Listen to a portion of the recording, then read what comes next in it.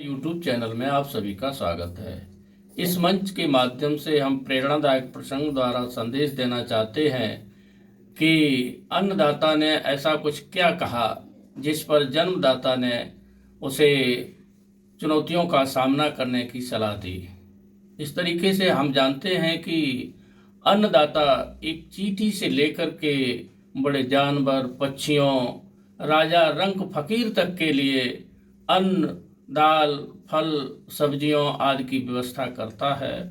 और हम जानते हैं कि अन्नदाता जो सुबह सुबह हर रोज खेत पर जाता, करता दिन भर काम, शाम घर वापस आता, जाड़ा गर्मी बरसात धूप से तपता, ओला पाला तूफान बाढ़ से लड़ता, करेन से संघर्ष फसल घर लाता, सुबह सुबह हर रोज खेत पर जाता, करता दिन भर काम, शाम घर वापस आता।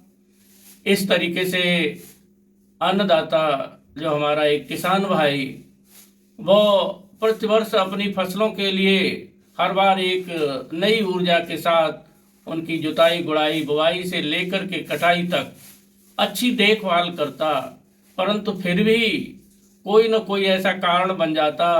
कभी ओले पड़ जाते तो कभी तुषार पड़ जाता, कभी तूफान आ जाता तो कभी बाढ़ आ जाती। इस तरीके से किसान बहुत ही दुखी हुआ। एक बार जब फसल काटने का वक्त आया तो उसने देखा कि हर बार हम इतना प्रयास करते हैं, कठिन परिश्रम करते हैं, फिर भी कोई न कोई ऐसी विषम परिस्थितियां आ जाती हैं जिससे हमारा उत्पादन घट जाता है।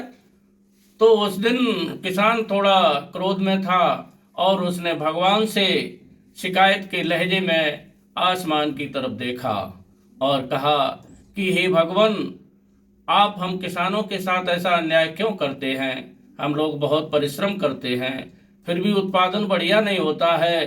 कभी ओले पड़ जाते हैं तो कभी पाला पड़ जाता है, कभी तूफान आ जाता है तो कभी बाढ़ आ जाती है। लोगों का कहना है कि आपकी सत्ता के बिना कोई भी पत्ता नहीं हिल सकता है और ना ही एक फूल खिल सकता है, लेकिन आप हम किसानों के बारे में तो बिल्कुल ही नहीं जानते हैं।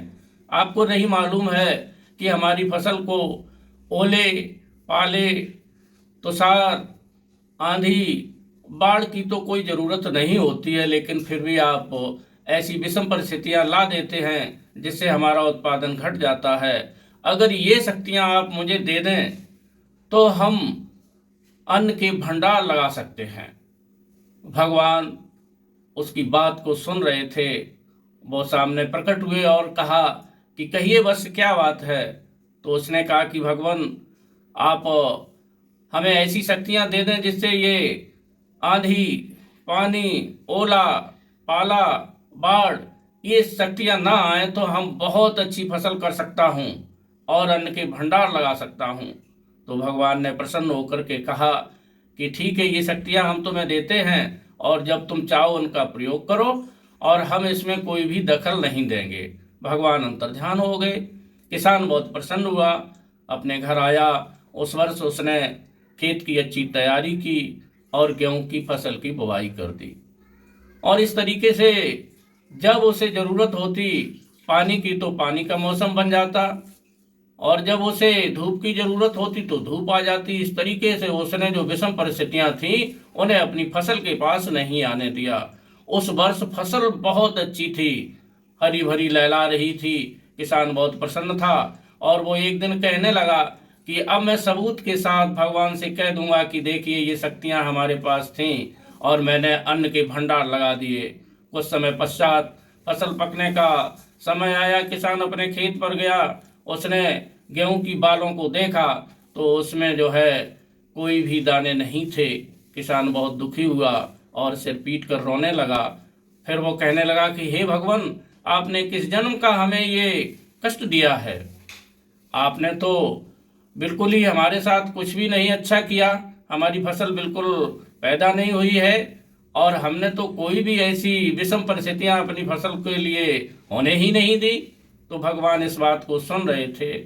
उन्होंने कहा कि बस ऐसा तो होना ही था, क्योंकि जब तक कोई भी विषम परिस्थितियों, उन चुनौतियों का सामना नहीं करता है, तब तक उसमें ऊर्जा उत्पन्न नहीं होती है। और यही विषम परिस्थितियां जब तुम्हारी फसल को मिलती हैं, तो उनसे, चुनौतियों से लड़ने के लिए उसमें ऊर्जा पैदा होती है, और वही ऊर्जा दानों के रूप में परिणित हो जाती है। इसलिए ये तुम्हारी फसल अच्छी नहीं हुई।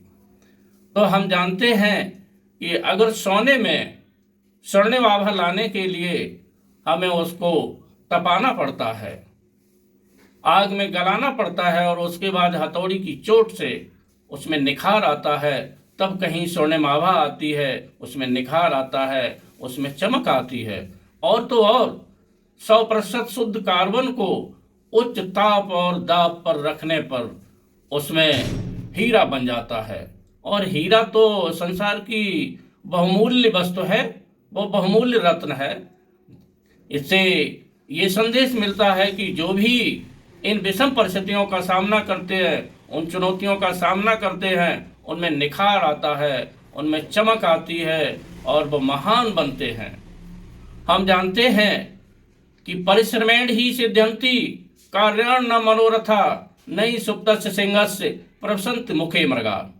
हम जानते हैं कि हम जब तक कठिन परिश्रम नहीं करेंगे, शेर अगर सो रहा है या वो आलस में है, तो कोई भी जानवर ऐसा नहीं है जो उसके पास जाकर के कह दे कि हमारा शिकार कर लो।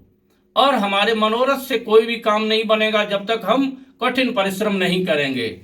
और हम अपने मनोरथ करते हैं कि भगवान ऐसा हो जाए, ये चीज मुझे मिल जाए, आज मुझे रबड़ी मिल जाए, आज दूध मिल जाए। ऐसा नहीं होता है।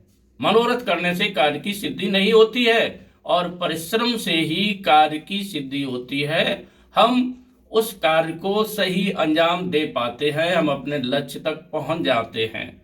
और हम जानते हैं कि हार्ड वर्क इज की टू सक्सेस। ऐसे ही प्रेरणादायक प्रसंगों को आप तक लाने के लिए हमें आप सुनते रहिए, और हमें चलने की इजाज़त दीजिए। धन्यवाद।